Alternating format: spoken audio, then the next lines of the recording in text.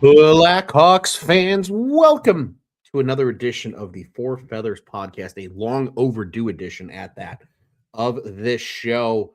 A little bit of an April hiatus. For those around here that know the OnTap Sportsnet layout, you know that it's baseball season, which always drags Tony and I a little bit away from the hockey mic. But we are back to focus on these Blackhawks, close out the 2025-26 season officially, and look ahead to the upcoming draft lottery early next week. But before we get to all that, I am GM Ron, joined by Tony Marchese. Tony, happy Friday, my friend. How are you? Happy Friday, Ronald. It is overdue. We had a little hiatus here since the end of the Blackhawks season, and it was a good ending to the season. Finished on a high note. I think that we'll get into some of the trials and tribulations before that, but it's good to be back on the microphone with you, Ron. We're just a couple of days away from that draft lottery you're talking about. And as we like to say on the show, it's an important weekend to respect all your ping pong balls that you may encounter. Indeed. Respect the ping pong balls. I'm sure there's going to be a couple of reminders about that, not only from Tony and I, but from the Four Feathers account over the course of the next 5 days or so. Be nice to your ping pong balls. Don't break them. Don't crush them. Be gentle to them. Show them love. Caress them, because we need the ping pong balls to be fans of the Chicago Blackhawks. And we will get to that toward the end of the show after we wrap up the season. But Tony, a couple of other just on-tap Sportsnet notes that I think are important for our Four Feathers listeners. Obviously, Cubs on tap, Sox on tap, fully in swing now because of baseball season. Bears on tap has been busy with the NFL draft as well now that that's wrapped up. But we have new friends. Check out our friends over at the Center Cup podcast. It's a golf podcast that have joined us.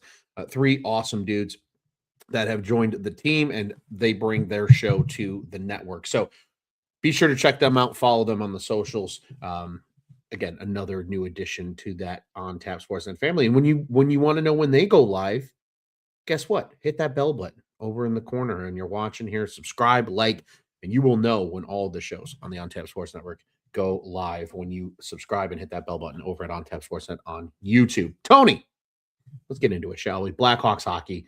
Yes. The season is over.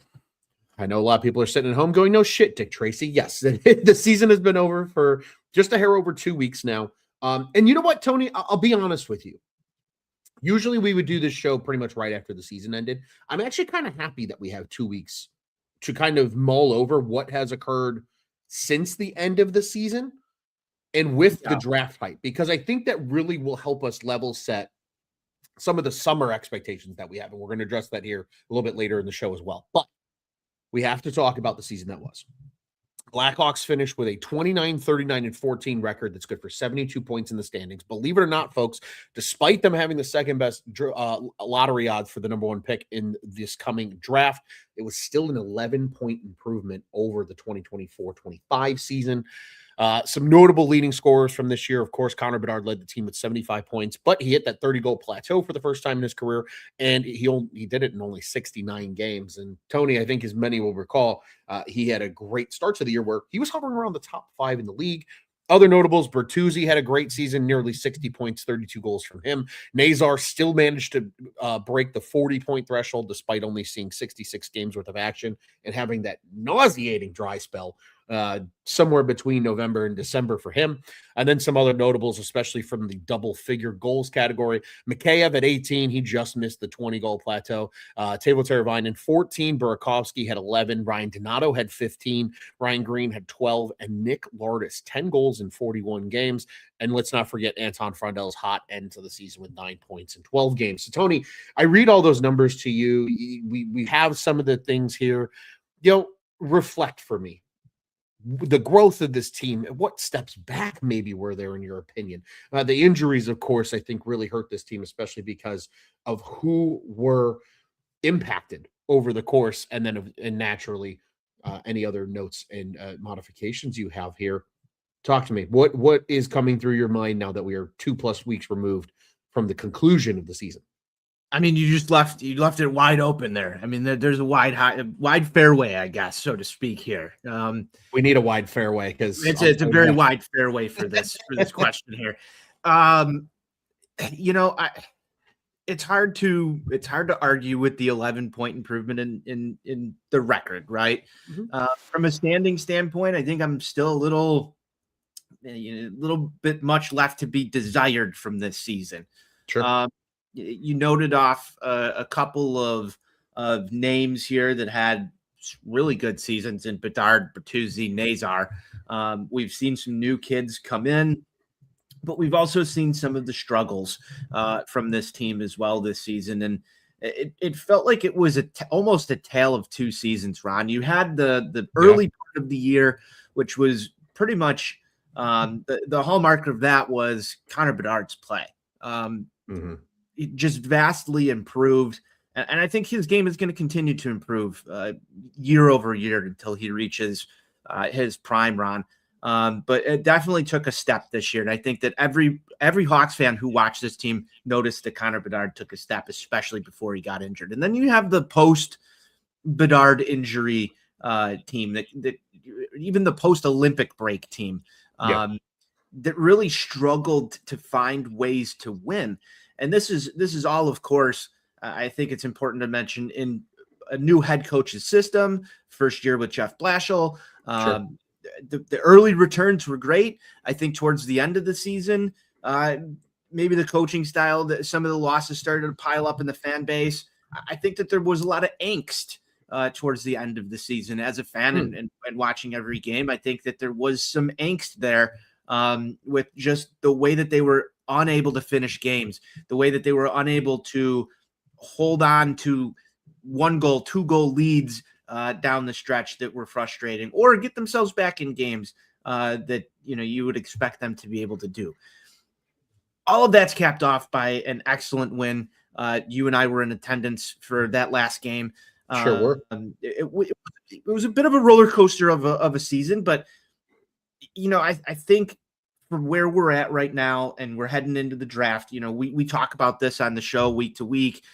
We want to see this team win. We want to see this team win. We want to see this team win. You were captain of the anti-tank ship this year as well, Ron. I'm happy if we have the draft lottery odds that we do, right? Like that's the fruits of going through the pain. Yeah. But hey, I mean, the season's over. It's behind us. It is what it is. But I think, the part that makes me most excited is what is going to happen this offseason and what's sort of built up right now from the media standpoint, what you've heard that this team is going to try and do. Now, whether they execute on it or not is, of course, to be determined. But, again, you left me a wide fairway. I'm going from the beginning of the season to where we are now. It's been a ride. And I think that this is going to be a very interesting turning point in the rebuild coming off of this season. I think this is really where rubber needs to meet the road. Sure. And it needs to take its next step. And I think, we've heard that before. We've heard that statement probably the last 2 years, maybe prematurely. We still might be a little premature on that, but I don't think so. I think we're really starting to see where the identity of this team is starting to grow and what they need to address. Absolutely. And that's why I'm excited. Absolutely. And I think you nailed it from kind of that start to end tone, because you look at the beginning of the season and this team showed promise, right? The young guys were carrying the team. Connor Bedard was lighting the world on fire, was incredible early and often. And then let's not forget, right? This is a young team. It was a weird schedule for a lot of these guys this year. Very compact schedule because of the Olympic break. So all things that have to be kept in mind, right? This team, it really just felt like they ran out of steam at the end of the year. And then I think Kyle Davidson did the right thing by giving Jason Dickinson and Connor Murphy chances to go play playoff hockey. Of course, unfortunately, their playoffs are over already, but nonetheless, they got to experience that. We talked about this. I'm not sad about that. I'm not sad about their playoff experience being over already. I am also not sad about that. And we can dive a little bit more into that here in just a second. But I think you look at just the way everything transpired, giving Nick Foligno an opportunity to leave and do his thing. You've now opened up the runway to say, hey, kids, this is your team officially. And to your point, Tony, you said it, I think, eloquently. this is truly, I think, the season now, the pivot point in the rebuild where, okay, yeah, the last couple of years, it's not been great, but we've seen growth in certain players and, where's this going to go and where's that going to go? This is a pivotal summer to take another step. And now, granted, that next step, and this is just me level setting, this next step could be still missing the postseason next year, but it's by 5 points, 6 points, not, I don't even have the number in front of me, but it's at least 20 points, I believe, that they've ended up missing by this year. So that's all stuff to keep in mind as well. But you've mentioned some of the hoopla that's already come out and the rumors of names that could be potentially on the horizon and what they would like to do. We've heard about the two forward approach. And again, I think this show is going to be very off-season focused because I think that's where our brains are. I think that's where most Blackhawks fans' brains are at this point. But I think that's all things to keep in mind as this thing pushes forward. A couple comments here really quickly. Brian C. chime in and he says, McKenna. We're going to talk about that draft lottery here today. Our friends over at the Horns Over Hoops podcast, member of our Bulls on Tap crew, checking in with us. How are we doing, gentlemen? Hello. Happy Friday to you. Hello here as well. And then we got some also Jim Johns in the comments as well. Hello and welcome. We appreciate everybody tuning in with us. Tony, I think the one other thing I wanted to note about this season was the adjustment to a new system, because I think you saw it work early.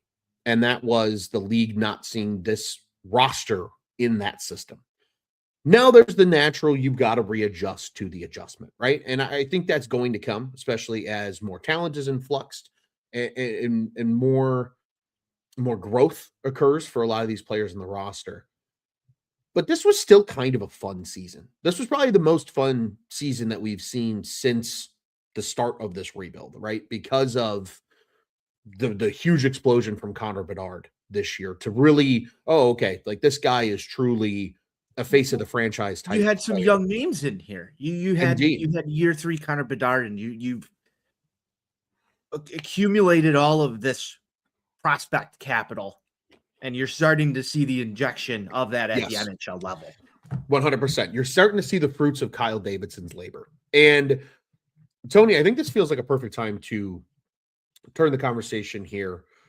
We're going to get through some quick awards here because we have to. This is the closing of the book on 25-26, and then we'll look ahead because we'll start off with the Kyle Davidson extension and what that means for this future as well, because that clearly dictates some of the pace, I think, of how this summer is going to occur.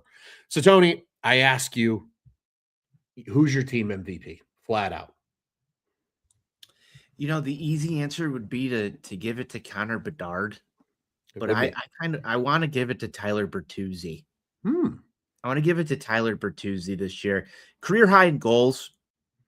Was able to play at a couple of different lines this season. Did his job. I think he did his job better than anybody else did this season. You still saw, some of the growing pains from a Connor Bedard and a Frank Nazar and the streakiness for each of them after the injuries.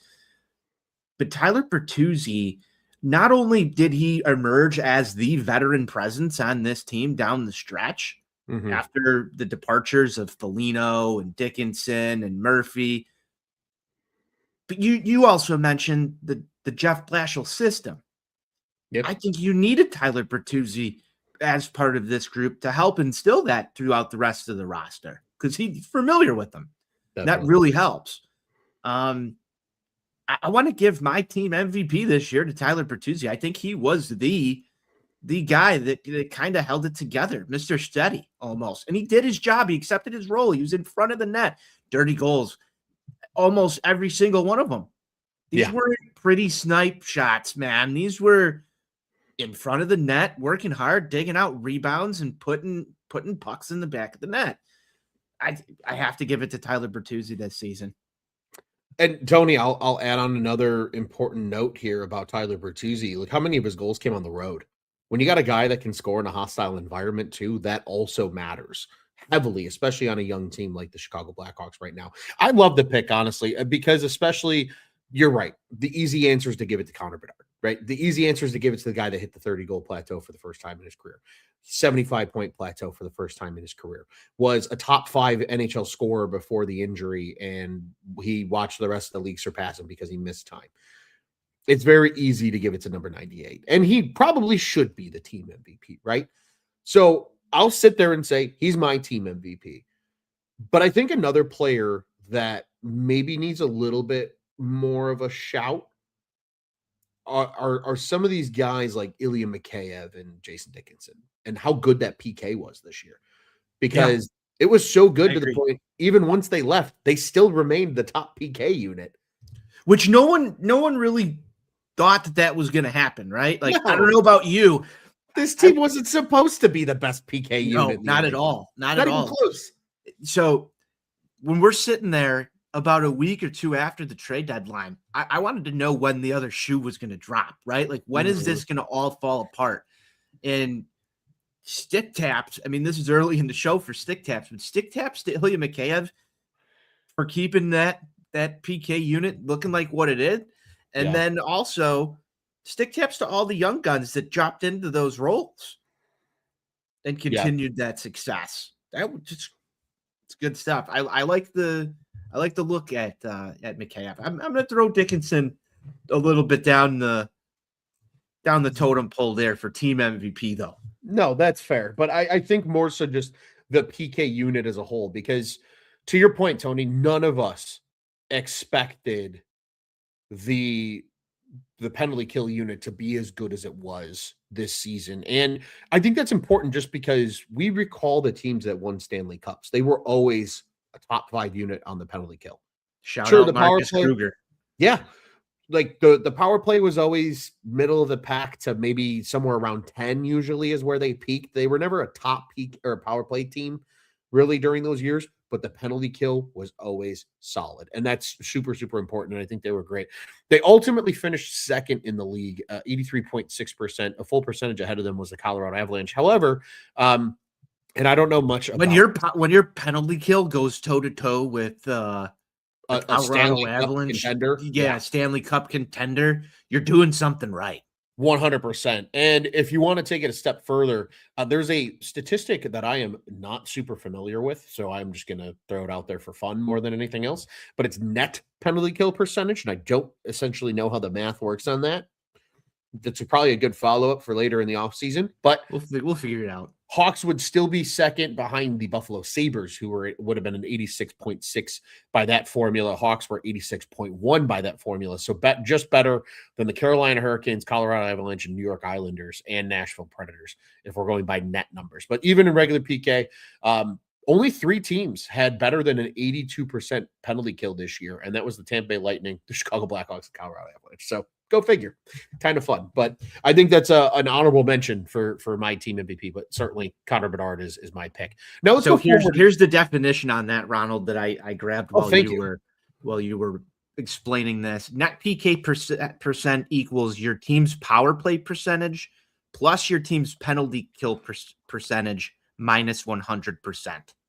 If your team's power play is 24.5% and your team's penalty kill is 81.5%, you'd have a net PK percent of plus 5.7. Okay, interesting. Did not know that. I didn't know this either. So it's a learning moment for all of us here. A good learning moment indeed.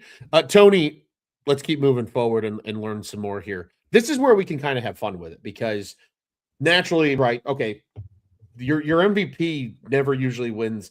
For example, in the NFL, the offensive player of the year is always a non-quarterback if the quarterback wins MVP, right? We can kind of do the same thing here. Who's your forward of the year for the Chicago Blackhawks? Whoop, we got an alarm going off. Hey, yo, that scared me. I don't know what that alarm's for, but it's going off. I like the little cuckoo clock, though. That's fun. Yeah. Hey, you got to be aggressive with your alarm. My forward of the year is going to actually be Ilya Mikheyev for the reasons we just talked about. Love that. I don't want to throw, Tyler Bertuzzi in his forward of the year if he's going to win MVP. So Ilya Mikheyev is going to be my forward of the year. Plain and simple. His ability to score on the penalty kill play effective two-way game.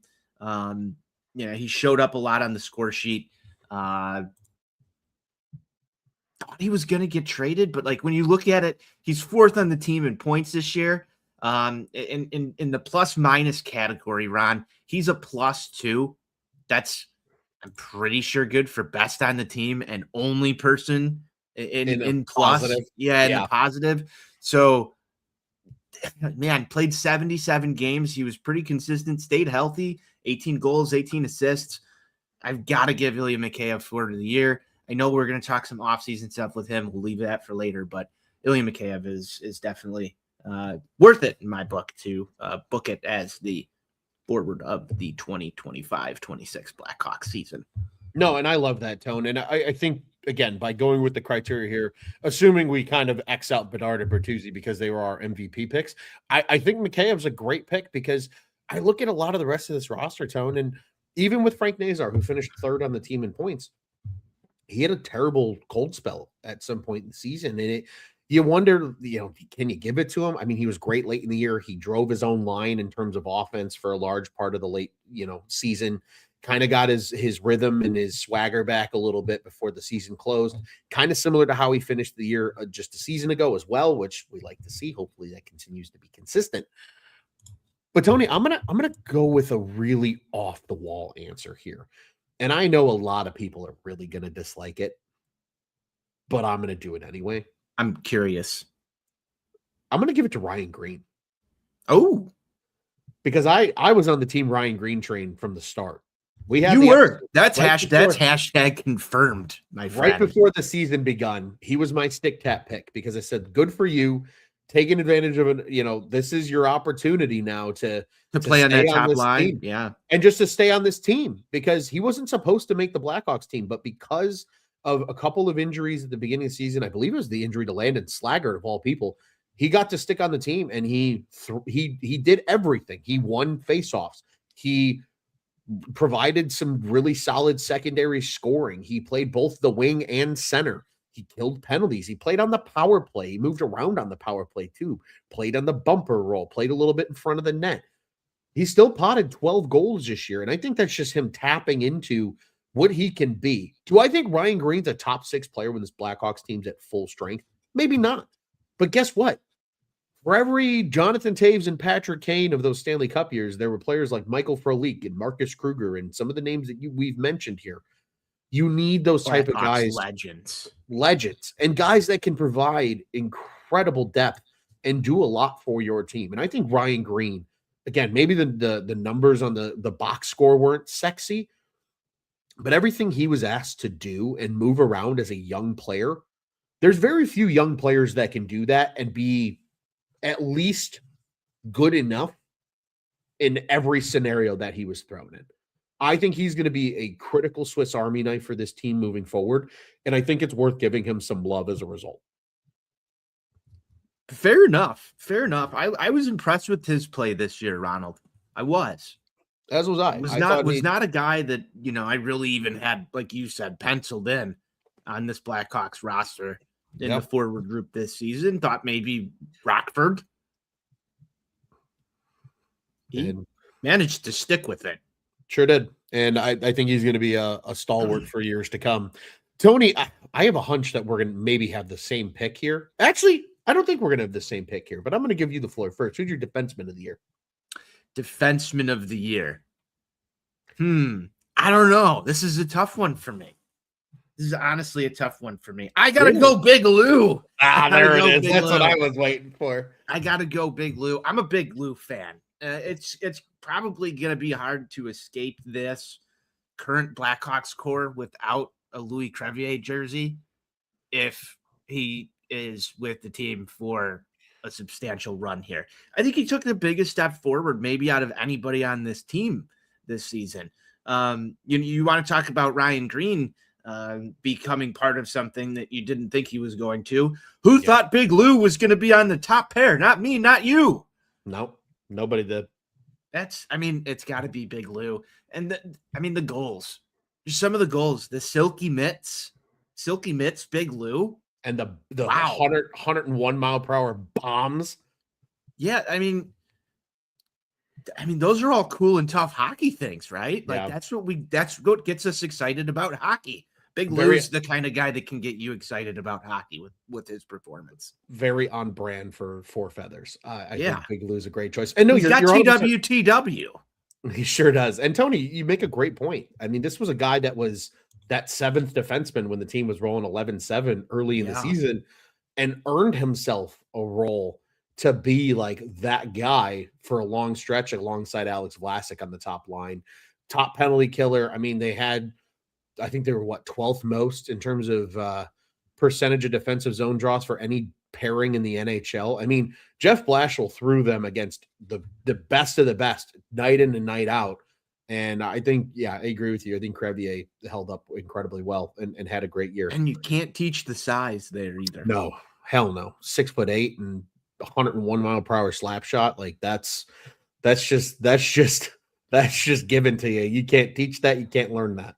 There were a couple of early games where I was like, okay, this is the Luc Crevier game. You know, you talk about the 101 mile an hour slap shots or the had two goals in the last game of the season. 2 goals in the last game of the season. Like he had multiple games where he showed up as an impactful, meaningful player in a win. Yeah. Right? Like willed the team to win. That's for a guy that was on the fringe of the roster at the beginning of the season. And a lot of people sort of wrote off even last year as, you know, not really a top prospect or a guy that's going to be much. Not even close. So seventh round pick came into his own and look where he's at now. I mean, truly a developmental success story, I think, for the Blackhawks and huge credit to Louis Crevier.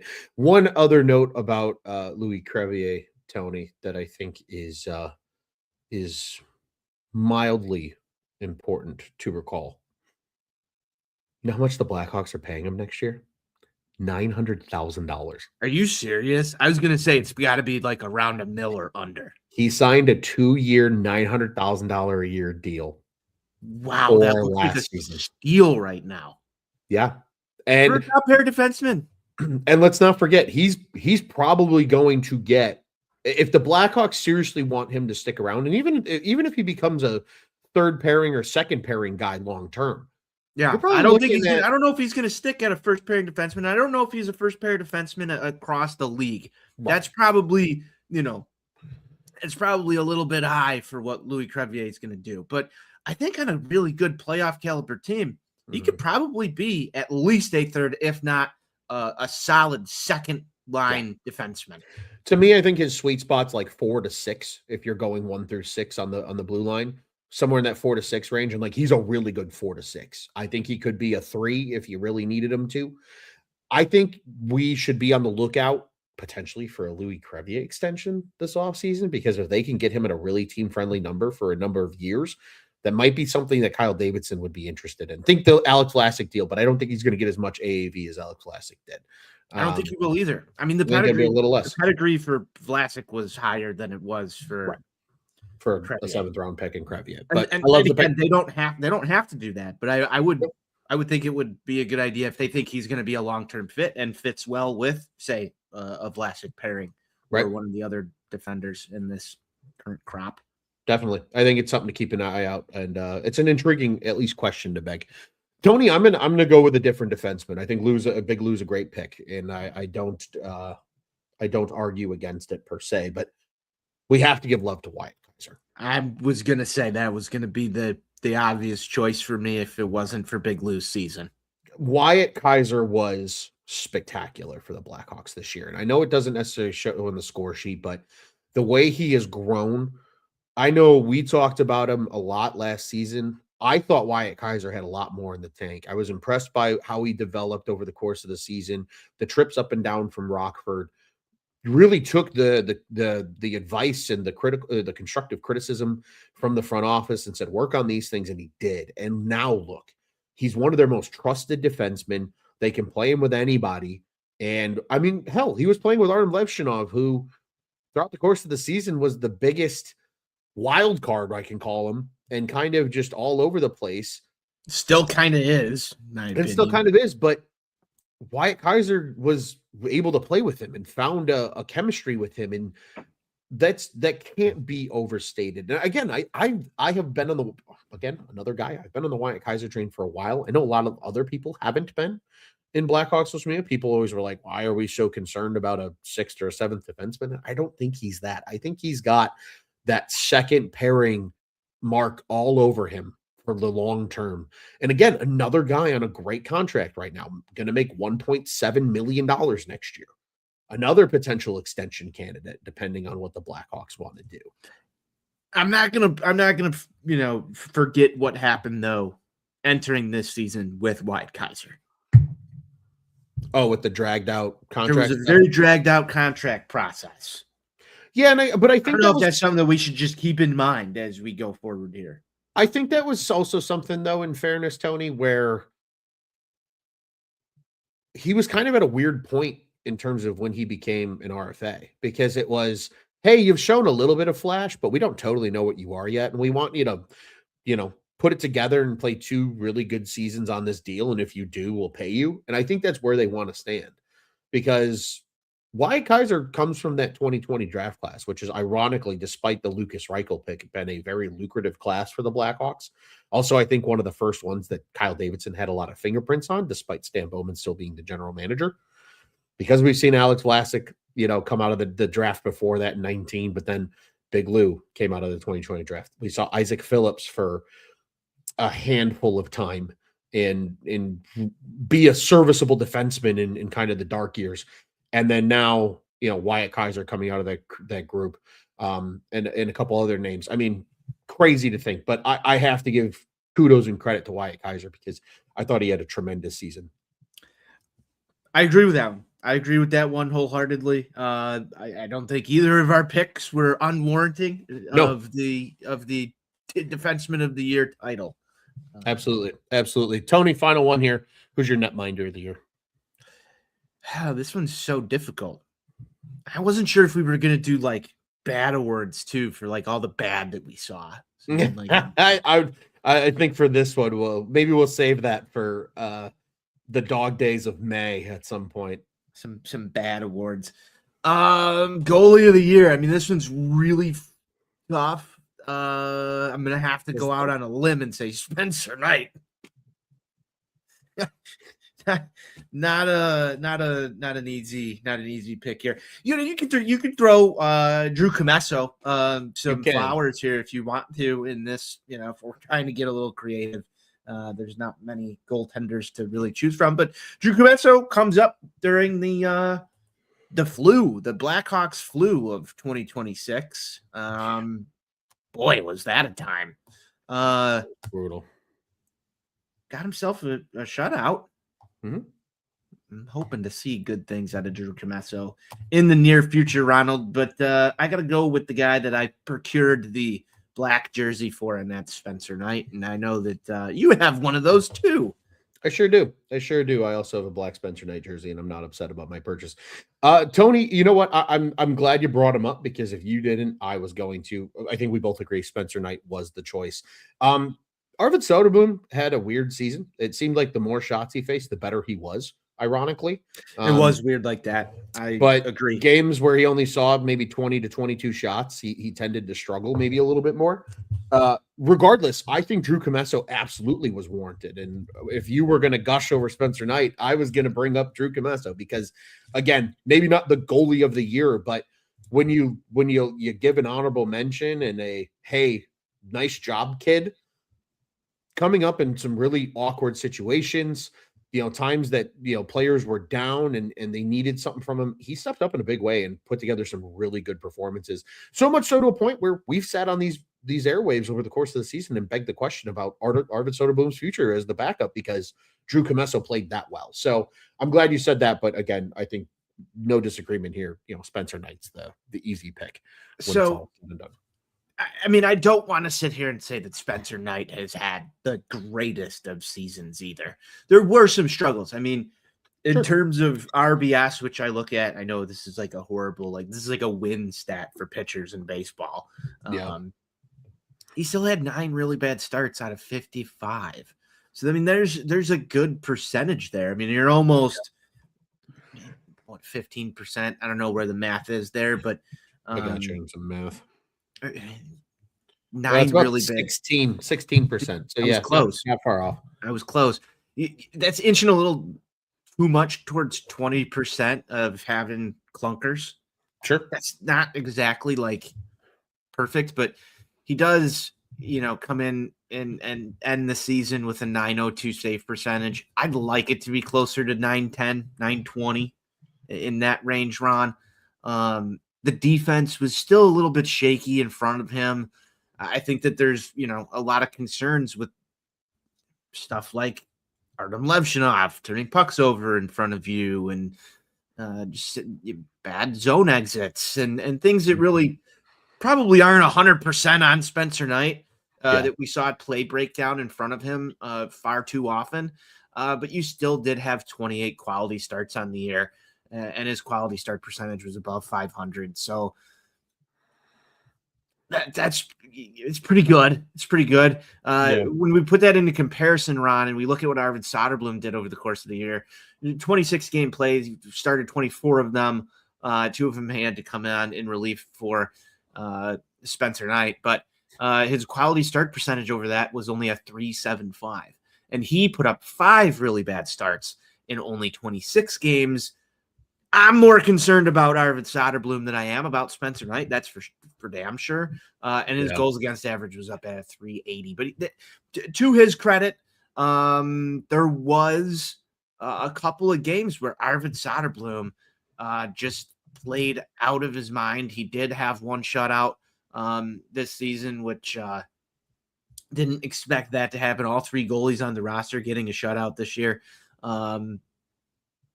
I don't know what his future is, Ron. I don't know if he's marketable on the trade market this offseason. I think that you'd like to get your 23, who's going on 24-year-old Drew Commesso, who's only a year younger than Spencer Knight, into the NHL at some point. Soderblom's going on his age 27 season next year. It's probably time to sort of shit or get off the pot when it comes to Arvid Soderblom. So I have a feeling we might have seen his last start in the Blackhawks uniform. Not ready to say that officially, but we'll see what happens. What do you think? I definitely think it's possible. I mean, a $2.75 million contract for one more season. I think there would certainly be teams that would be willing to take a flyer on that if the Blackhawks truly are trying to move off of him. That being said, they're also going to need cap space next year. So even if he's in Rockford, he's still going to count for almost $2 million against the cap if he's down there. So I don't mind him being the 3rd string goalie down in Rockford. Yeah, and I think a lot of people would feel that way as well, and giving Drew Commesso a fair shot and seeing what he can do. Tony, I will say the big number with Spencer Knight this season that I think does stand out his season a little bit more and kind of gives some clarity into it because of what was in front of him is that good old goals saved above expected number. He was 10th in the NHL in that stat. So, I mean, did a lot with a little, and I think overall he's going to be just fine. But again, first year as a number 1 goaltender. And by comparison, Arvid Soderblom was negative 12.1.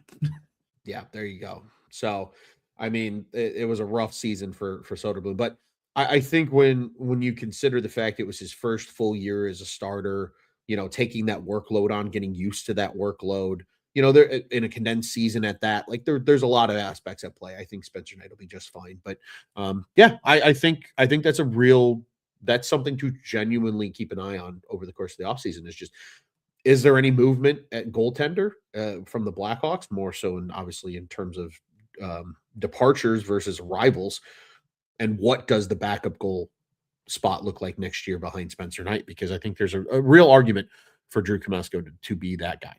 Tony, let's talk about it. We gotta start to truly transition into the off season here, and already some off season predictions coming in. We've got I'm going to say Hanchar, I think is how it's pronounced. Trade for Darnell Nurse and sign Murphy. Oof, I hope they don't trade for Darnell Nurse. Do you want to talk about a bad contract that Edmonton's probably praying to get out of? And also for don't do business with Stan Bowman. Never do business with Stan unless you can fleece him. Seth Jones were the dark years. Yeah, maybe a little bit, but Isaac Phillips certainly gets into that frame as mine. All right. Kyle Davidson extension. Let's talk about it. We were at the game when the news broke. Danny Wirtz was on the pregame show with Pat Boyle and company, and they were talking about, what do you think in terms of what Kyle Davidson's done, and how do you reflect on what he's done so far? And Danny Wirtz was very glowing about, I think we have the best prospect pool in the NHL, and I think he's done a great job through the draft. We've really accumulated a lot of talent in a very short amount of time via the draft. And then he dropped the bombshell. We have extended Kyle Davidson's contract, and that was literally moments before the Blackhawks were going to take the ice and ultimately defeat the San Jose Sharks on April 15th. So Tony, he's now in it for the long haul, or at least for the foreseeable future. And I will tell you what, I think this was the right move. And here's why. Now he gets to see the fruits of his labor, right? The true Kyle Davidson draft picks are now just arriving at the NHL level. So now it's this contract is truly, in my opinion, judgment day.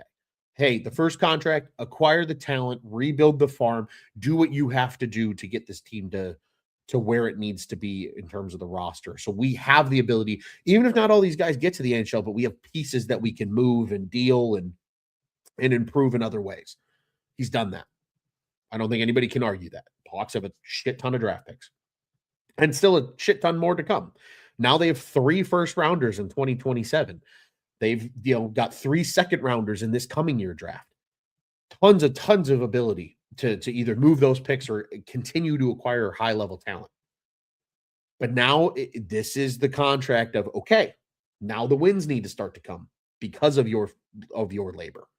And if they don't, once your contract's up, we can bring somebody else in that can shuffle this thing around and potentially find that winning combination if Kyle Davidson's unable to do so. But I think for where we are right now, guys arriving at the NHL like Anton Frondell and Nick Lardis and Oliver Moore and all these guys that were Kyle Davidson draft picks, this was the right move to keep him in that spot for what the next phase of this is and what he's probably going to do this summer, Tony, and kind of alluding back to what we talked about earlier. I think that's a huge reason for why this offseason is important, because now Kyle Davidson's on a brand new contract with a little bit more pressure, I think, than the first one.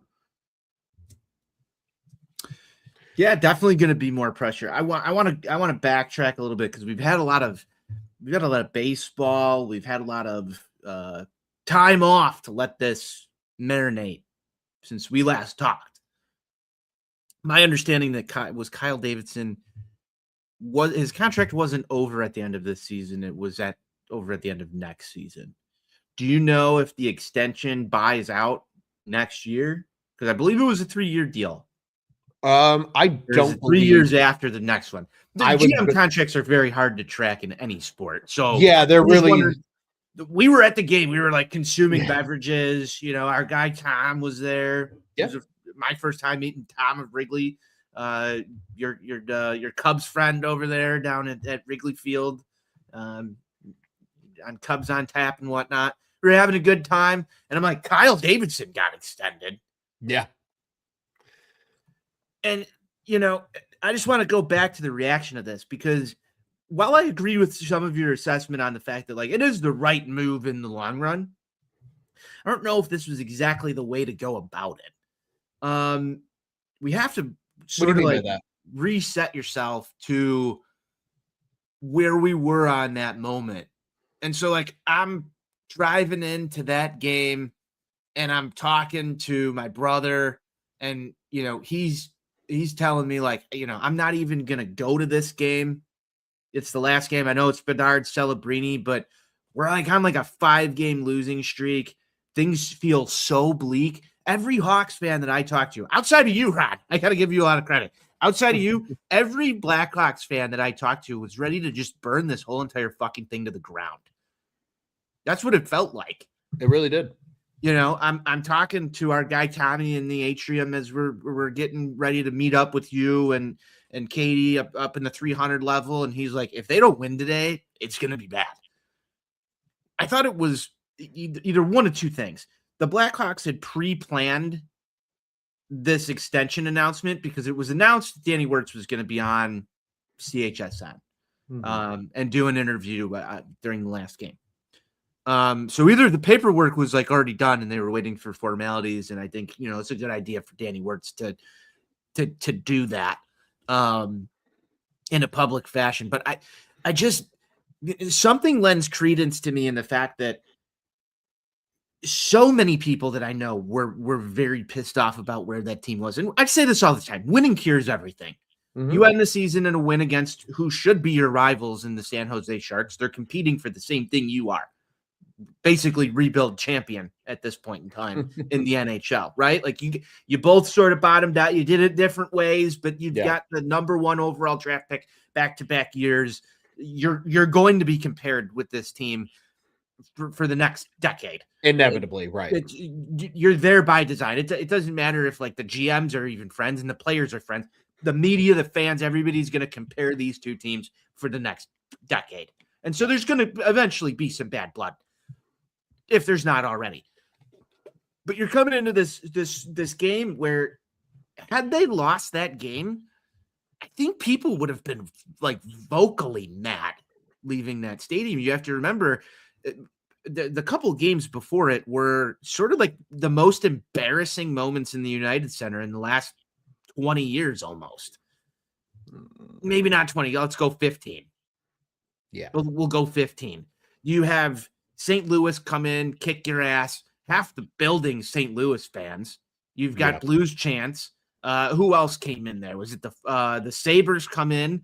They have a ton of people from Buffalo come in there doing the same thing. I knew. Got to remember that's also a fan base though that's now in the Stanley Cup playoffs. So that's part of the reason that they were there in droves. They were clinching that day. We understand. But like there's always been this pride in the United Center. Like we're not going to have anybody come in here and sort of take this over, at least through the Cup years. I haven't seen anything like that. And you've got season ticket holders kind of complaining about it. It's really bleak. And then all of a sudden Wirtz comes out and he's like, we're extending Kyle Davidson. And I just felt like either that was fuck you, I don't care. We're not looking at the last week. That's just the last week. We're sticking to the bigger picture, which I think that's what this message was. 100% what it was. But I felt like the timing of it couldn't have been worse for the Blackhawks to do that to their most loyal fan base, people who show up, spend the money, take the time to watch the game. Let me stuff. You have to they haven't addressed that. They haven't addressed that with anyone, and they're not going to. No, they're going to continue to do the same thing over and over. Well, let me push pause on you there for a second, Tony, because I think recency bias is always going to be the thing.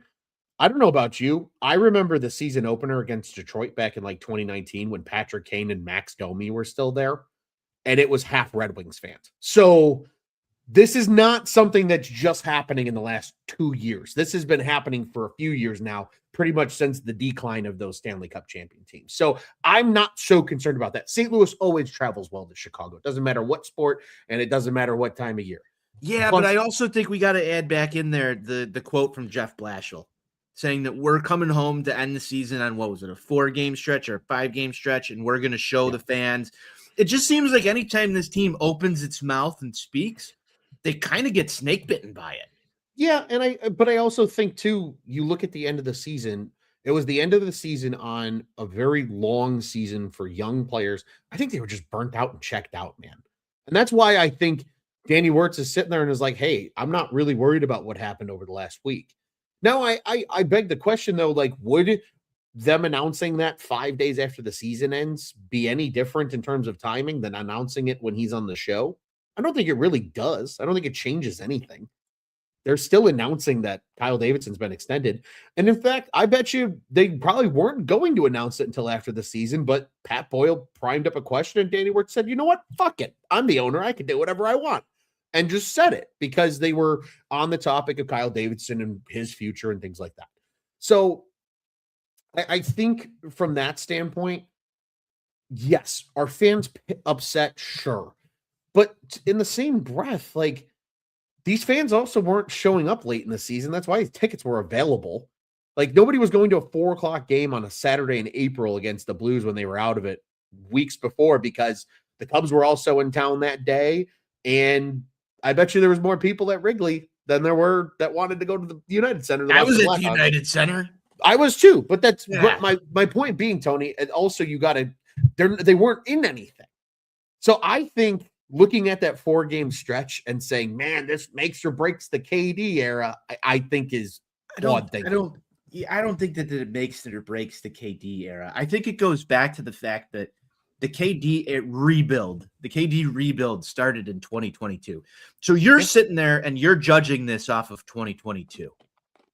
I'm judging this as a Blackhawks fan, as someone who wants my family and wants my friends and my winter and my early spring to revolve around this team being successful. Of course. I want to throw a party, watch party, want to go to the bars, want to go to the games, want to do all this stuff. We haven't had a playoff team in a decade. Mm-hmm. So I'm counting this as a decade from the ownership perspective. We haven't figured it out. Yeah.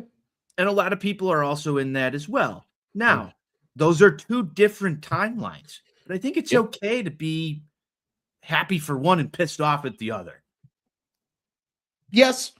But I think you also still have to take the context of that too, to your point, right? Yeah, this team hasn't been in the playoffs in 10 years. Well, 6 of those years were Stan Bowman trying to hold on for dear life to Jonathan Taves and Patrick Kane.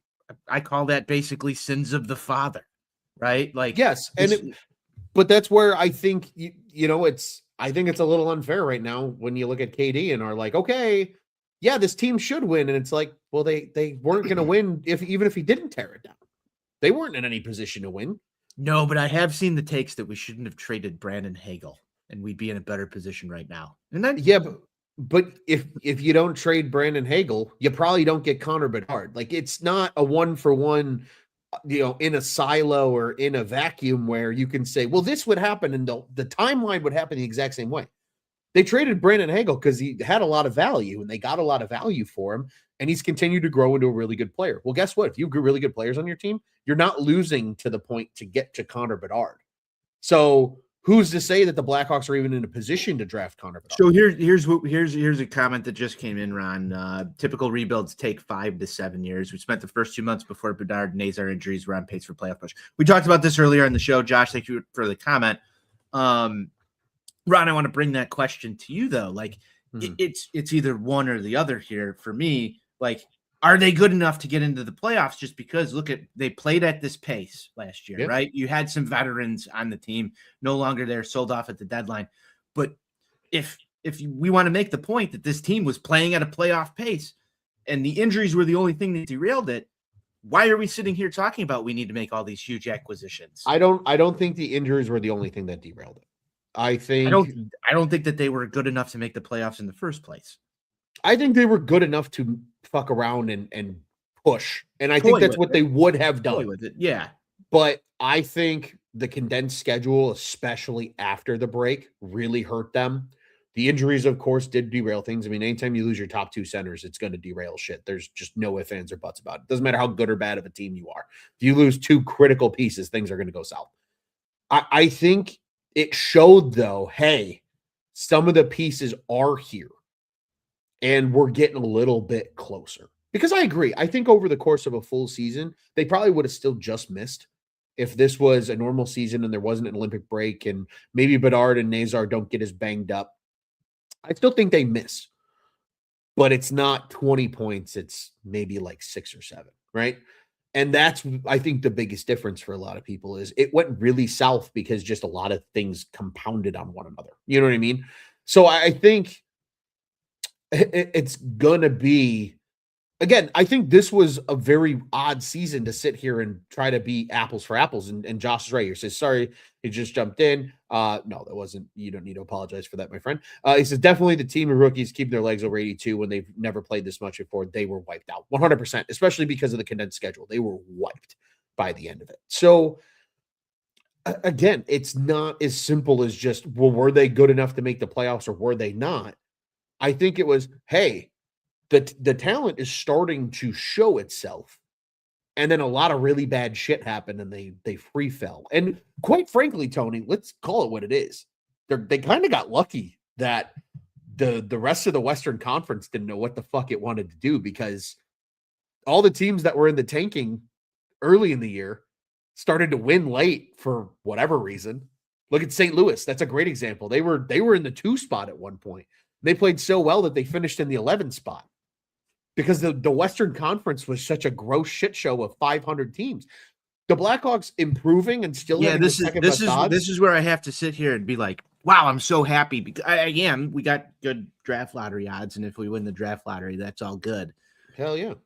But I hate sort of the double standard of sitting here and doing this, because I think I really honestly believe there is reason for concern with some of the things that we saw this season. Sure. Every team played the condensed schedule. Every team had injuries. Every team had adversity. And there were points where the Hawks did not overcome it. Yeah, and but not every team was built of 22-year-olds either. In fact, most teams are not built exclusively of early 20-year-olds. I mean, it was a little bit larger of an age number at the beginning of the season. But sure, when things were going swimmingly and then they weren't swimming.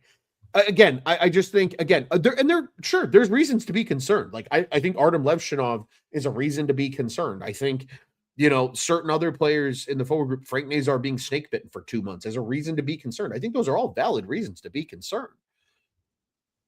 But you can't find the concerns and the shit you got to fix unless it's playing out on the ice, right?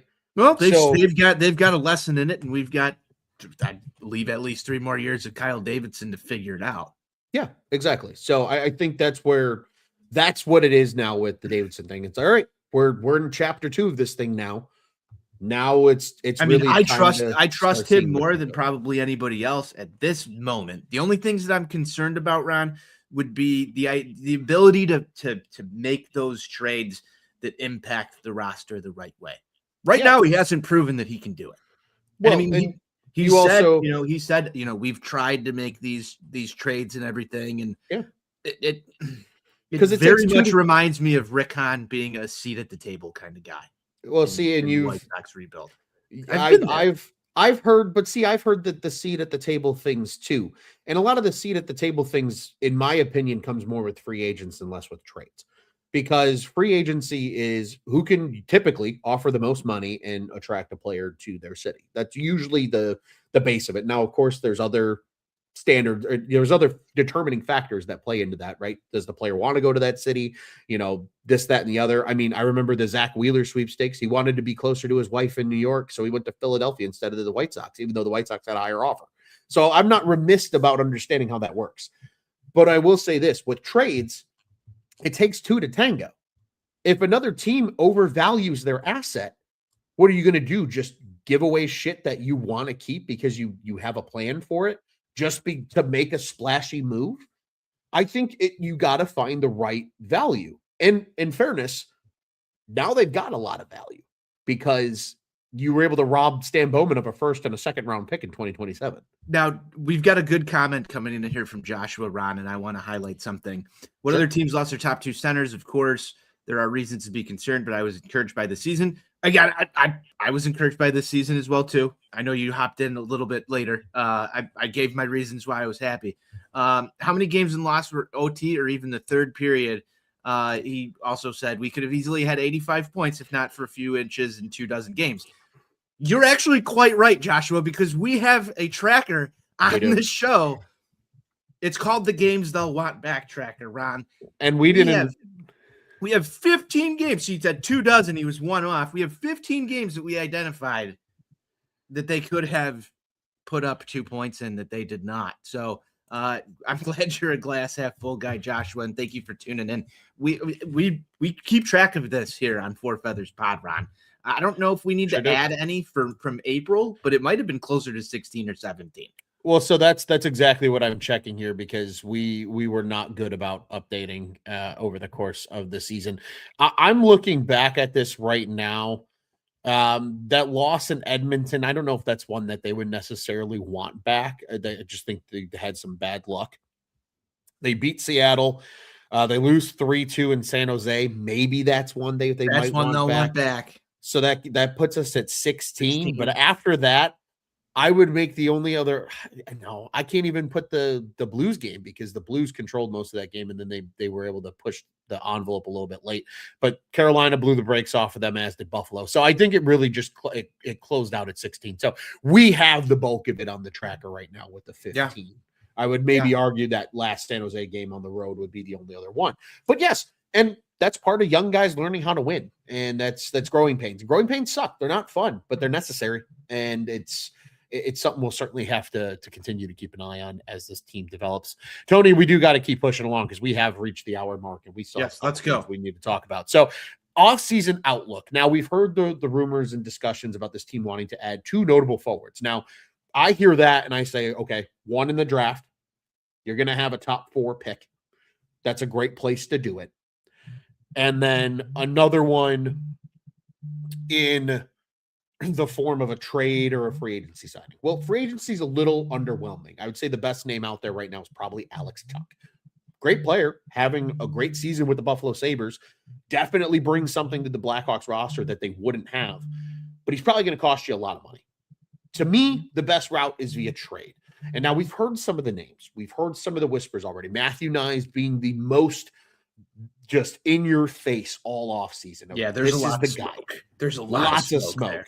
And in fairness, it makes sense. If people recall, when Jake McCabe was traded to Toronto with Sam Lafferty years ago, there was almost a deal in place with Toronto that would have sent McCabe and Marc-Andre Fleury to the Maple Leafs that would have included Matthew Nyes coming back to the Blackhawks. I think that's the very important key here to remember with that potential trade. So that's the reason for all the smoke around the Matthew Nyes deal. But then we keep pushing forward. Of course, we hear that Brady Tkachuk wants out of Ottawa. Nothing directly tying into what would be a potential unity with the Chicago Blackhawks. But naturally, Blackhawks fans hear that Brady Tkachuk wants out and everybody's got their ears perked up. The other name, which we got a report today that probably pulls back on it here, is the Jason Robertson possibility. The reports have come out today from Elliot Friedman and just about every other insider that says Dallas understands they have to pay Robertson. He led the team in points, put up over 40 goals. He proved himself. He said, you guys can go stick it up your ass. I am worthy of a big contract. Everybody's pretty much expecting that he's going to re-sign in Dallas for the same thing that Mikko Rantanen got. That's what I've been reading over the course of just today. So this is super, super fresh. So I doubt that's the move where the Blackhawks come in. Now, granted, there's still a list of names out there that I think they could potentially explore. I've mentioned Pavel Dorofeyev as a name on here before, just because I don't think there's don't we have something up on TapSportsNet.com with not yet. Not yet. You're still working on that one? Still working on it. It has to be I thought our guy Blackhawks Cowboy had one. He might have. Well, he just put a great one out about who they could take in the top 4 of the draft, depending on what pick they're at. And I think that's a great article if you haven't checked that one out already. I really think it'll be interesting, though, just to see how they approach it with this summer. And we've got some things here that are already coming. Like Neil Page grabbing Del Griffin and shaking him. Why would Toronto trade Nyes? And that's an incredibly fair question. It really comes down to who the new GM is. And this is all things that I think Hawks fans need to keep in mind here. Toronto, they fired Brad Trevelyan. He's gone. Berube's gone. They are putting a new face and a new guy in. There's a chance Austin Matthews is going to want to get the fuck out of town. So why would you trade Matthew Nyes? Yeah, he's a 23-year-old forward. He's under a great contract for a long period of time. I agree. They shouldn't want to trade him. But when a new GM has an opportunity to get draft picks, maybe get a guy that's kind of sort of NHL ready, and accumulate more assets, because let's be honest, they've depleted their farm over the last 10 years staying competitive. Sometimes you have to hit reset. Just like, why did the Blackhawks trade a Brandon Hagel or an Alex DeBrincat or a Kirby Dach? Well, sometimes you just got to hit reset.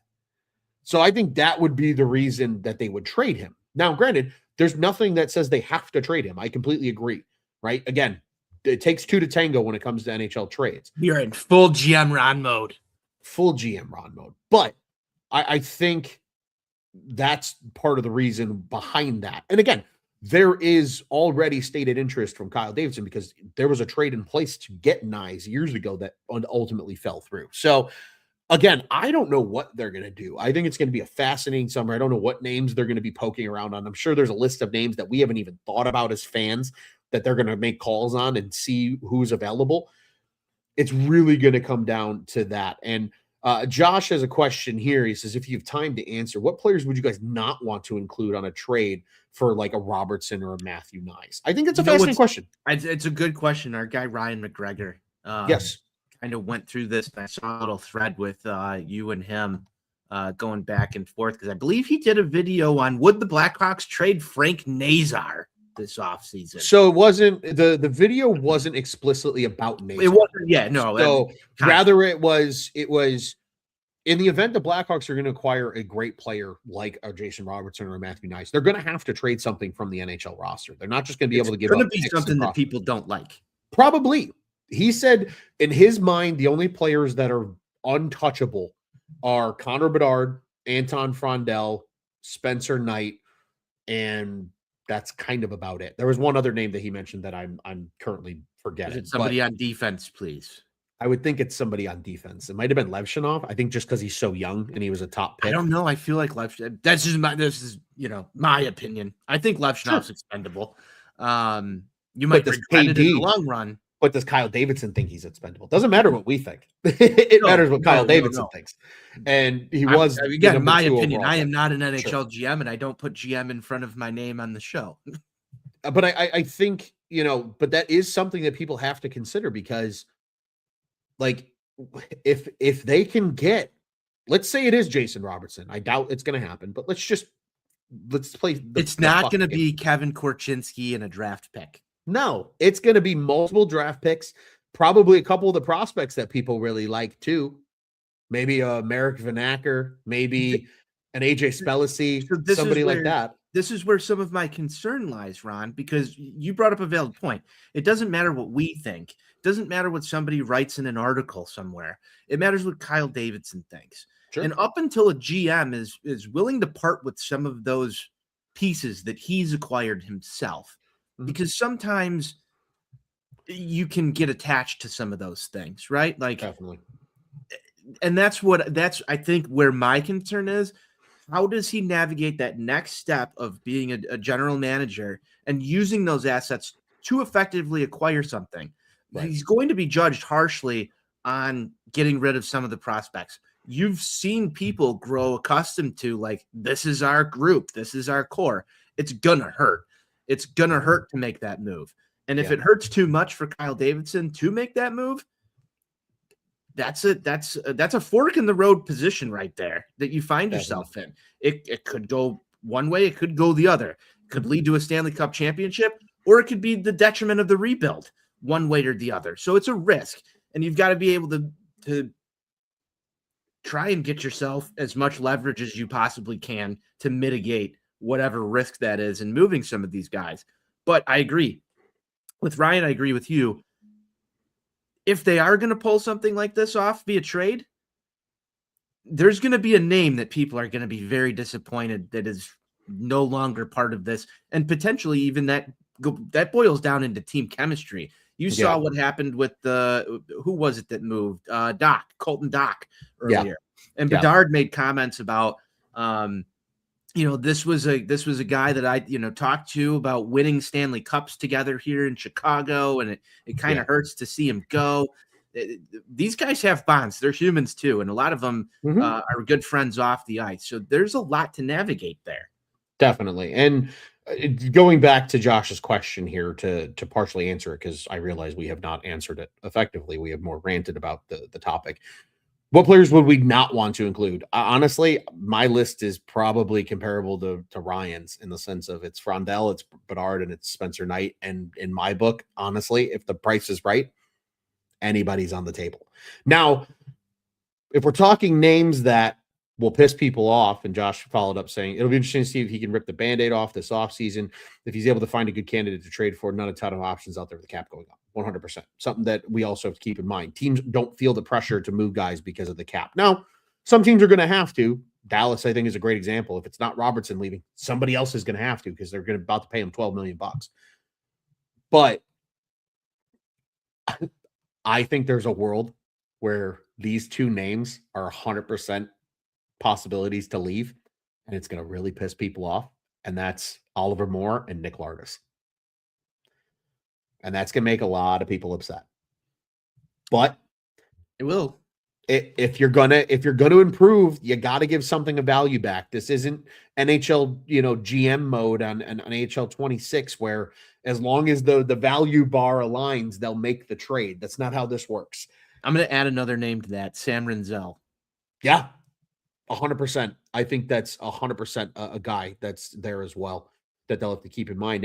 And it could be one of the younger like prospects too. Some of these first round picks they've acquired: Mason West, Vaclav Sasha Boisvert, then the Marek Vanacker. Like the list goes on and on. Like there is a very real chance that it's going to be one of maybe two or three of those names, even depending on who the player is that they try to acquire. That could really upset people, but that's the name of the game, man. It very seldomly do you see big trades happen where pieces like that aren't going the other way. Look at the Ryan O'Reilly deal, Tone, years and years ago. St. Louis Blues get Ryan O'Reilly. Now, granted, they got a Stanley Cup out of it. It was a worthy trade at the time. You know who they gave up, and the big piece in that trade was Tage Thompson. Know who's been really fucking good ever since he got to Buffalo? Tage Thompson. So that's one of your favorite players too in the NHL. I love Tage Thompson. So fun to watch. Like he's the epitome of like a true power forward that's just such an elite scorer, and those guys feel so hard to find. He's the type of guy I would love like an Anton Frundell to become. Like if Anton Frundell becomes a sniff close to what Tage Thompson's done in the NHL. Speaking of Anton Frundell, I just want to give a little shout out to that goal he scored in the exhibitions for Sweden the other day. That was nasty. Yeah, and I mean he's going to be on the world championship team, which is going to be awesome. Feels like really he's the only one. No Bedard, as we learned today. You wrote that up over at ontapsportsnet.com. So you got three guys on Team USA. Oh, pardon me. We've got three guys on Team USA. You can actually find that one over on Tap Sportsnet as well. Let me get you those names real quick. It's going to be Oliver Moore, Wyatt Kaiser, and Sam Lafferty is Team USA. That's in awesome. The IHF. I knew about Oliver Moore. Oliver Moore came out pretty much like the day after the final game. That one was pretty much confirmed that he was going to go play at the Worlds, which makes total sense. Like, got robbed of a large late part of his season. It's a great opportunity to get a couple more games in and kind of do what Frank Nazar did a season ago and hopefully have a really good tournament. But Wyatt Kaiser, I think, is a great one to see. And then good for Sam Lafferty, man. Like, I don't know if he's going to skate a ton or if he's just like with the team, but yeah. Hey, I'll tell you what, though, hearing how much guys talked about Sam Lafferty and how important he was to that locker room, like, you got to give love to the guy. I should have had him as the MVP earlier. The team MVP, Sam Lafferty, the original TWTW from way back in the day. Tony, I ask you one final question before we wrap up with our habitual segments and what's to come with the NHL draft lottery and some other events in the near future. One thing, just real quick, one thing you want to see the Blackhawks do this summer, no matter what it is: extensions, draft pick, trade, signing, etc. What is the one thing that is at the top of your list that you want to see happen? I mean, it's really easy to say Connor Bedard extension. I don't think we've really talked too much about the news surrounding that and the conflicting sort of reports. I believe I've got something up on ontapsportsnet.com as well about Bedard's extension. But regardless of the extension, I think it's probably time to name Connor Bedard the captain over the offseason of this team. So I want to see a captain named. I want to see it be Connor Bedard, and I want to see him take that next step and growth as the leader of this Chicago Blackhawks team. He talked a little bit about it in his exit interviews, that he would be honored to take on that role. We've sat here, Ron, even before Nick Foligno was named captain. We talked about on the show that it was too early for Bedard to get that title, and why we were. It's been an interesting trajectory since Jonathan Toews has left this team. I don't think there's anyone more worthy of wearing the C than Connor Bedard on this roster, and agree. I'd probably have Alex Vlasic and Tyler Bertuzzi wearing the A's next year. So I know that's not as sexy as, hey, let's go out and get a forward to play with Connor Bedard and all the other stuff that we want to see happen. But if I had one thing to like pick that would be somewhat in the reasonable grasp here, it's at least a 4 to 5 year extension for Connor Bedard and the C to be placed on his jersey, Ron. I like it. And of course, huge storylines that we will be following as well over the course of the next few months. Tony, I'm gonna deviate a little bit here. I mean, I think the one for me, and it's kind of a blanketing statement, and I'll explain. I just want to see Kyle Davidson get a little aggressive. And I think it could look a lot different than what we're hoping for. And that's why I want to preface this as like a blanketing statement. Because I think a lot of Blackhawks fans hear me say that and immediately think going to trade for a Matthew Nice, going to trade for Jason Robertson or a Pavel Dorofeyev or a player like that. I think being aggressive and even making 2 trades for players that maybe don't hit that same level, but maybe are a slight notch below that, could also still be impactful, especially if you land a top 1 or 2 pick. And like our friend Dr. Horror Show here said a little bit earlier, McKenna maybe inbound. Like you're probably going to get, especially if you're 1 or 2 in this draft, you're going to get an impact forward at the top. And quite frankly, we've heard a lot of the name Caleb Malhotra being thrown around as well, especially if this team falls to 3 or 4, where he could come in and potentially be that guy. I don't know about you, Tony. It makes me feel old because I remember the days of Manny Malhotra playing in the NHL, and I know that's his kid. So it's going to be interesting to see in that aspect of how they add impact talent there. But I want to see Kyle Davidson get a little aggressive. I'm okay seeing multiple first round picks be moved out the door in future years. I'm fine seeing former first round picks even be moved out the door in the form of some of these top prospects as well. I think you have to get aggressive. And the thing about the Nyes deal that Dr. Horseshow brought up a little ago, why would they trade him? Because he's so young. But that's why he's at least worth it to the Blackhawks to give up a ton of capital, because he's got 6 more years at a really good cap number, and he's only 23 years old. He's going to get better. And he just had a 60-plus point season in Toronto. So I just want Kyle Davidson to be aggressive. Go out and try to genuinely improve this roster. And we saw him do that a few years ago in free agency, right? Everybody kind of clowned him at the time, but like, look at Tyler Bertuzzi and how great that was.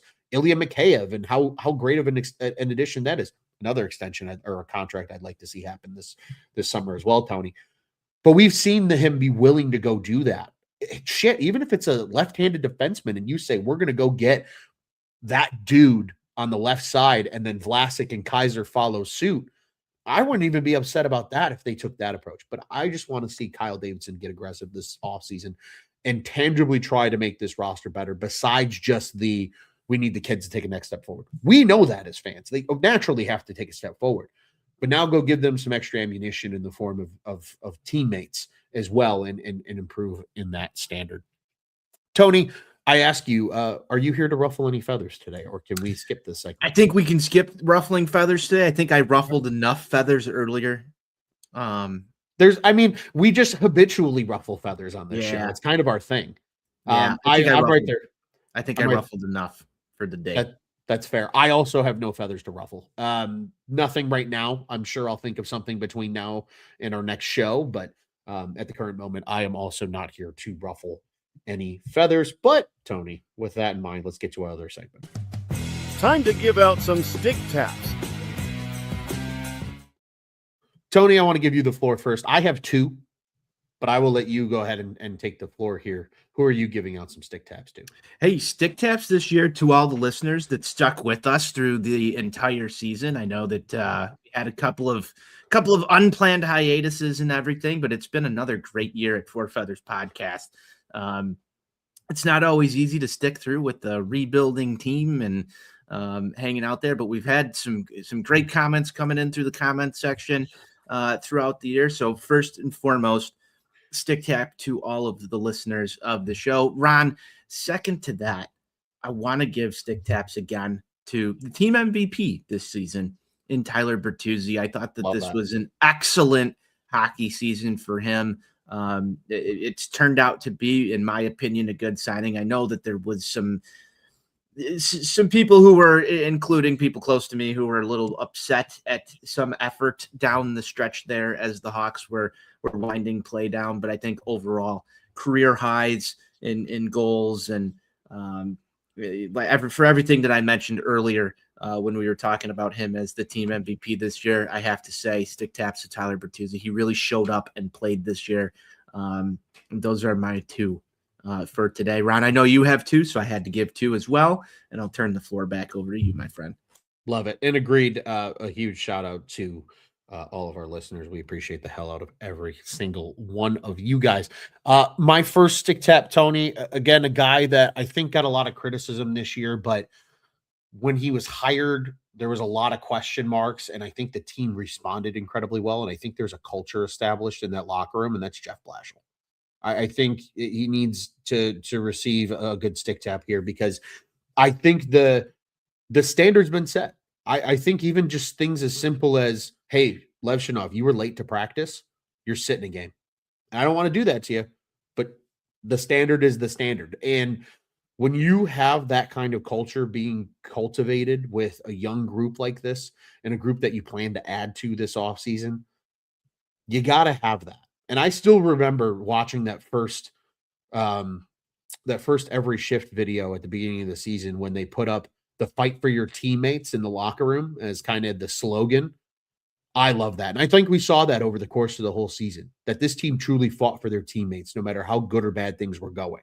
And that's credit to Jeff Blashill for helping establish that culture. So definitely a stick tap to the Blackhawks head coach. And I'm looking forward to seeing what happens next year under his tutelage. The second stick tap I have is to actually a listener of ours and a good friend of mine. A very happy birthday to Mr. Eric Dorchek. He's a good friend of mine, huge Four Feathers supporter. In fact, we are the only podcast that he listens to habitually as Four Feathers, and he always gets excited to watch us. So his birthday is tomorrow, Saturday, May 2nd. Happy birthday, Eric. Happy birthday to Eric. That is my final stick tap. Tone, what's on tap next? Well, son of a bitch, we're going to be back in action next week. It's going to be awesome. You get to hear from us in less than a 7-day span, because the NHL Draft Lottery is on the horizon. It will be on Tuesday, May 5th. It'll be Cinco de Mayo, so maybe people will be partaking in some margaritas when they're watching the Blackhawks. Hopefully, might have to bust out Coronas for that show, Ronald. Might have to. It's going to be a good one. That's at 6:00 Central Time. So, Tony, as you and I kind of joked when we were talking on the phone yesterday about the timing of this whole thing, probably going to be like 6:35 when we actually know where the Blackhawks are picking. But I digress. Nonetheless, the event itself starts at 6 p.m. Central Time on Tuesday. So we will be on the lookout for that. And then, of course, other key dates that are on the horizon include the NHL draft that is in Buffalo, New York this year. That would be electric to attend if at all possible.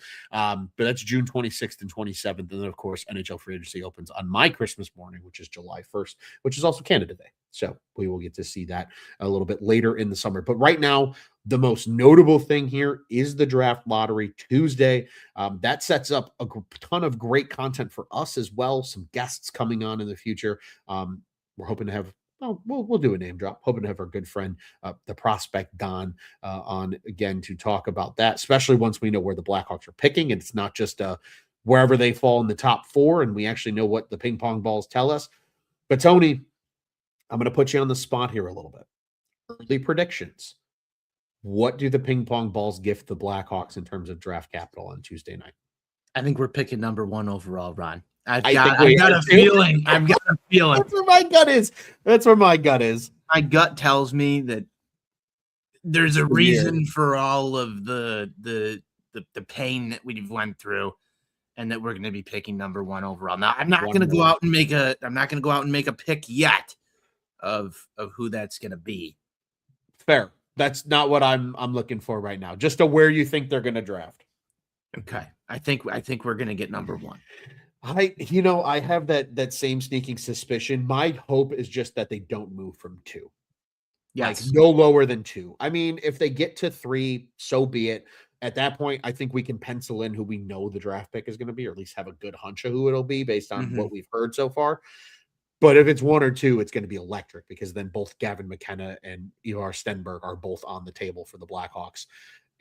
especially if they're at 1, but then even at 2, whoever it doesn't get taken by whoever wins the lottery, whether it's the miserable Vancouver Canucks or another team, as we saw last year. I mean, the Islanders moved up all the way from 11 to pick number 1 and get Matthew Schaefer. So we know anything can happen, but my gut gives me a weird sneaking suspicion that the Hawks might be kicking off the draft in Buffalo on June 26th with the first overall pick. And that would be huge for the Kyle Davidson rebuild. And of course, get to completely dictate who they want coming out of this draft before they probably package 2 of those 3 second-round picks and move into the late part of the first round, because we know that's what Kyle Davidson loves to do. He's done it every year, Town. He's done it every year, and I fully expect him to do the same thing this year, potentially moving back up into those late 20s. Maybe probably with a team like Carolina Hurricanes. They don't really like picking the first round, so I think he's made 2 separate trades with the Hurricanes in 2 separate years, so why not go for the trifecta and make it 3? But again, we'll have a lot more clarity on what the Blackhawks are going to do with the NHL draft after Tuesday's draft lottery. Tony, any momentary and quick final thoughts before we wrap this thing up? I think we've talked a lot of Hawks, Ron. It's been incredible. Happy Friday, my friend. Happy Friday to all the listeners. And if you're tuning in over the weekend, enjoy the weekend festivities. Are you ready for the Kentucky Derby, Ron? I am. Tone, I'm not a big horse racing guy. Even for the Derby, I probably won't watch it. Yeah, I'm gonna get ready, sit back, relax, strap it down. Some Eddie O, listen to his picks in the morning. You're gonna have some mint juleps. Not a mint julep guy, but I do enjoy the Kentucky Derby. That's fair. I mean, I think it's a great event. I think it's just a shame that it's one race for 4 minutes and this huge most exciting 2 minutes in sports, Ronald. That it is. I know there will be a lot of horse racing fans keeping an eye and watching on that one. Tony, I'll be honest with you. I probably the only reason I would tune in is to hear good old Eddie Olczyk. I think that's a worthy enough reason for Blackhawks fans to tune in. It's just to hear Eddie O be Eddie O when it's all said and done. Yeah. Betting on some ponies. Tone, just again, quick final thoughts to everybody. Follow us over on the socials at Four Feathers Pod. Follow at OnTap Sportsnet as well, and you'll know when all of our content is published and goes out. OnTap Sportsnet on YouTube. Like, subscribe, and hit that bell button so you know when we go live and all of our other great shows here on the network. And of course, head over to OnTapSportsnet.com and at OnTap Sportsnet once again to check out what's on tap in Chicago sports. The NHL Draft Lottery is a few days away. We have finally officially closed the book here with episode 22, Blackhawks season in review. But now we turn the page to what should be an exciting summer, and that starts Tuesday with finding out where the Blackhawks will pick in the first round of this year's NHL entry draft. Tony, what do you say? We get out here and let's go Hawks? Hawks.